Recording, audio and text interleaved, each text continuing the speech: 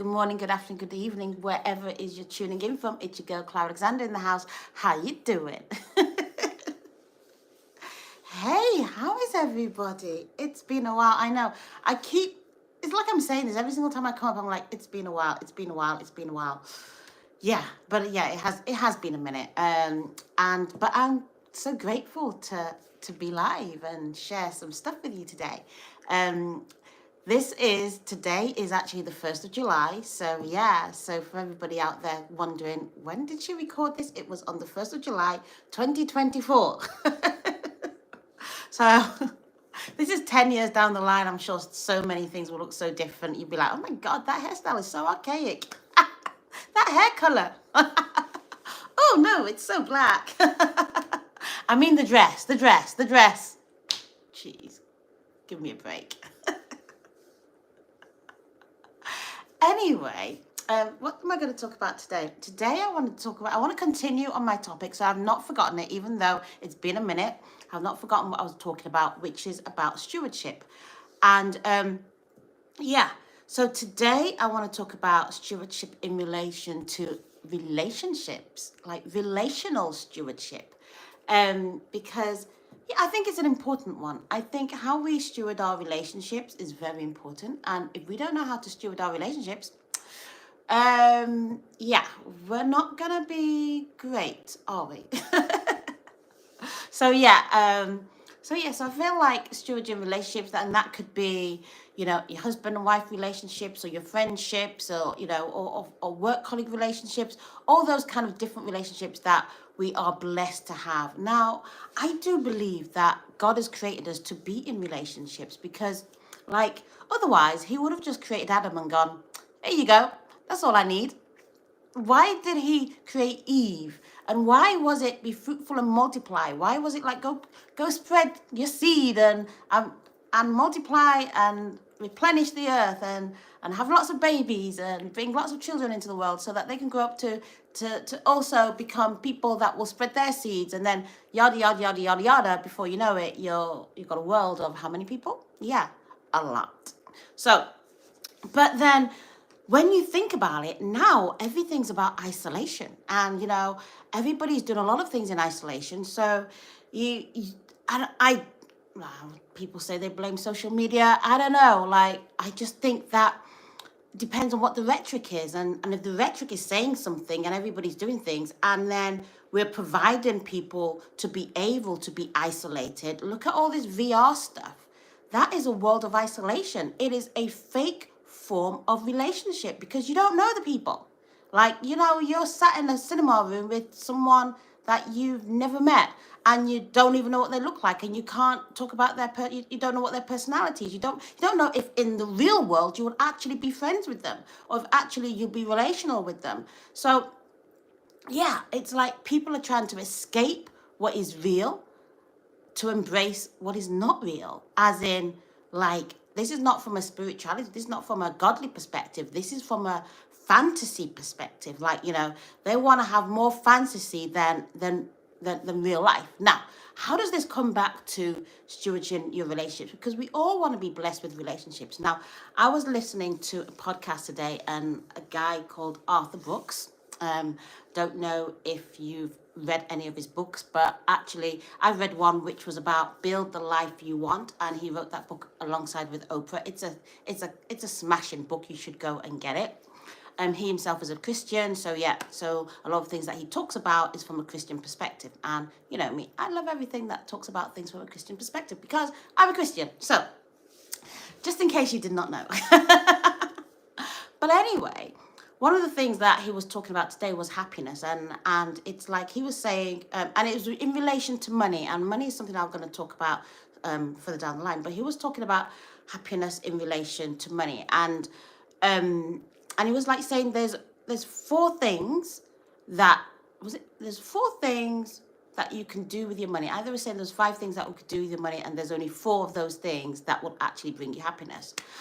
And when I thought about it, I was like, actually, all of the things that he spoke about that will bring you happiness is actually relational. It involves another person. It's anything aside from you, anything aside from your selfish needs or desires or wants that's just going to almost just like, help you in a way. So, for example, he was talking about giving money away, i.e. helping another person, spending it on experience, i.e. sharing with other people. Also, like swapping it for time. That means that you're giving somebody the opportunity to either come in and clean your house or what have you, so they can earn a living so that you can actually spend more time doing the things that you actually want to do.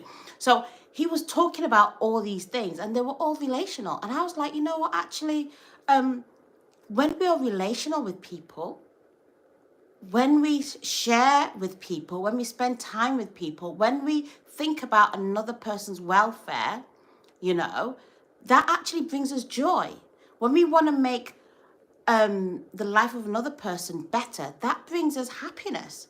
But the world teaches us that it's not that way around. The world teaches us that, to be happy, you must get what you want. You must have the best house, the best car, the best this, the best that. All about you. And actually, God's like, it's not about you. Your happiness is actually in the hands of the things you do for someone else. Can you imagine that? The more you do for someone else, the happier you will be. It's almost like mind-blowing. It's almost like, how can that be the case? I thought that if I would just, I don't know, have the car that I've been dreaming about, I'll be happy. But if you've got the car you've been dreaming about and it's just you in that car all day long and you're not sharing it with anybody and you're not using it to bless anybody, what's the benefit of that? It's almost like, God has planted our happiness in all the other people that are around us, and the more we share with others, the more we get that happiness back, kind of thing. It's like, that probably does not make sense, and it probably, anyway, what I'm trying to say is that if we can't steward our relationships well, why would we want to have more relationships? Why would we want to have better relationships when the small that you have, you're not looking after it well? The little that you have, you're not looking after it well. Why would you have more? If your relationships are just like surface level, like, hey, hi, how you doing? That kind of thing. And you don't really care about the welfare of another person. Why would somebody really care about your welfare? It doesn't go that way. Why would people come and gather around your house when, you don't actually gather around other people's homes? You want people to come into your house, but you don't want to go to other people's homes. You don't want to share what you have with other people. You don't want to encourage other people. You don't want to pray into other people's lives because it's all about you, what you can have for yourself. Why would God give you more when you're not even doing it with the little that you have? And like God says, first of all, love God. Then love your neighbor as yourself. And who is your neighbor? Your neighbor is anybody you come in contact with. And that verse in the Bible is so powerful because, we live in a culture where it's almost like, do you, hey, you do you. And then to up it, it's like, well, you know what? As long as it's not hurting anybody else, it's okay for you to do you, And people are like, yeah, that's great. But actually, no, you got to go that step further. Number one, does it honor God? First of all, does it honor God? If it doesn't honor God, you've got no business doing it. Because if God was to say, if it was like God was like saying, well, if you honor me, then that sorts everything out, then all we need to do is honor God. But he doesn't. He says, love me and love your neighbor as yourself. So when you love God, the next thing is to love yourself. There's so many people that just don't love themselves. And they think what they're giving to another person is love. It's not love because you don't love yourself. You're just trying to use it to get gratification because you're hiding behind, yourself because you don't feel you're good enough to be loved. And that in itself is actually abomination. It's abomination to God because you're basically saying that God who created you, who created heaven and earth and created you and said you were good, you're like saying, well, actually, no, I'm not good. But that person is, that person deserves something that I don't deserve. Actually, no, God's like saying, love yourself, because when you love yourself, then you're able to love another person. So last time I spoke about I spoke about stewarding yourself. How do you steward yourself? And now I'm talking about how do you steward the relationships that you have. But you cannot steward relationships if you don't steward yourself, if you don't love yourself, if you don't do good things for you, if you don't believe that you're worthy of stuff, then why would you believe somebody else is? You know, that's such a big ask for you to put onto somebody. Like you're almost putting all your limitations on somebody else in the hope that they will bring you the joy, the peace, the happiness, and all those kind of things. But first of all, you got to love yourself. So I believe that, you know, stewardship starts from you and then it moves on to other people. And God is so gracious that he automatically puts people in our life by default. And sometimes, yeah, I get it. Sometimes it's like, well, you know, I don't know whether I can actually, I don't know, to show love to this person because we're different, you know. They like bananas and I like apples, and like that's different. And the beauty of God is that he brings us into relationship with people that are different from us. You know, people that see things differently to us. And that's great. You know, because it opens up our eyes to see that actually we're all uniquely created. We're all individual. We've all got different styles. We've got all different ways. And sometimes somebody will come into your life and, you know, they don't mean you good. They mean you harm. But even in that scenario, God says show love. Because you know what? When you show love, they've got no other alternative but to flee from you. But to flee from you. I watched a movie yesterday, which was called The School of Good and Evil. I don't know if anybody has seen it, but for me, it was an absolute awesome movie. It was like one of these afternoon Sunday time movies that you just watch, and essentially, what it was like two different schools, and one school was good and one school was evil. And then but ultimately this whole thing was set up by the evil guy. If you've not watched it, go watch it. It's yeah, it's a PG. You can watch it. But one of the things that the lady said at the end is like, you know, good people only defend. You know, good people do not attack. So good people will defend themselves, but they're not attacking. They're not attacking other people. So if you find yourself attacking another person, there's a problem, because sometimes somebody is going to come and attack you. Yes, you can defend yourself, but it is not for you to start the attack in the first place. Because if you start the attack in the first place, if you just pick somebody and you start being horrible to that person for no apparent reason other than the fact that I just don't like them, then where is the good in that? Where is the love in that? But on the other hand, if somebody comes and attacks you, yes, you can defend yourself by, number one, resisting, number two, fleeing, doing all these kind of things. You know, actually praying for them is a way of defense, where you pray for them and you ask God to forgive them for their sins. This is what Jesus did on the cross. He said, Father, forgive them for their sins, for they do not know what they're doing. Most of the time when people are horrible and nasty, they do not know what they're doing, because it's not about what someone does. It's also about the reaction of what someone does. You know, how do you respond to what somebody does to you? So nurturing and understanding how to work the smallest relationships that you have will then enable God to bring you out into even more relationships and more abundance in that. So lots of us are like, oh, you know, I just want to have somebody in my life. I want to have a partner. I want to fall in love. I want all these things. But God is like saying, look at the relationships that you have. Look at what I've already given to you. You know, look at yourself, number one, and then look at the relationships that I've already given to you. How are you stewarding those relationships? Because if you're not stewarding those relationships well, any other relationship that comes into your life, you're not going to steward it well. You can't go, well, when I get married then. No, it's not going to happen. I always say, you know, the things that you say that are a when, if you're not doing those whens now, you're never going to do it. When you start to do something, that's when you can say when. But if you're not doing it, don't say when, because when needs to be now. You know, so look after relationships, look after the people around you, look after them, think about, you know, how your actions will impact them, you know, and if your actions are going to impact them adversely, then think about that. Go to God and say, hey, God, you know, I think I've got a problem here because, you know, I just kind of want to, I don't know, tear this person to pieces. Too graphic? Okay. But these are the kind of things that we think about. It's not like, I'm not trying to tell you don't think about these things. We do think about these things because people do upset us. We live in a real world. We don't live in a fake world. Maybe in the fantasy world, people don't upset you, but in the real world, people will upset you. And that's just the thing. But we've got a Heavenly Father that forgives us for all our sins and asks us to forgive others also, because he forgives us. So we can come to him at any point of time when we're feeling low, when we're feeling somebody's offended us, when we're feeling somebody in our close network has offended us, and we can go to him and he will give us peace and he will heal us from it, you know. And then when we know how to deal with relationships, how we can be relational with other people, then God will start to bring more people into your life so we can be relational with more people. Isn't that great? You know? Isn't that such an awesome thing?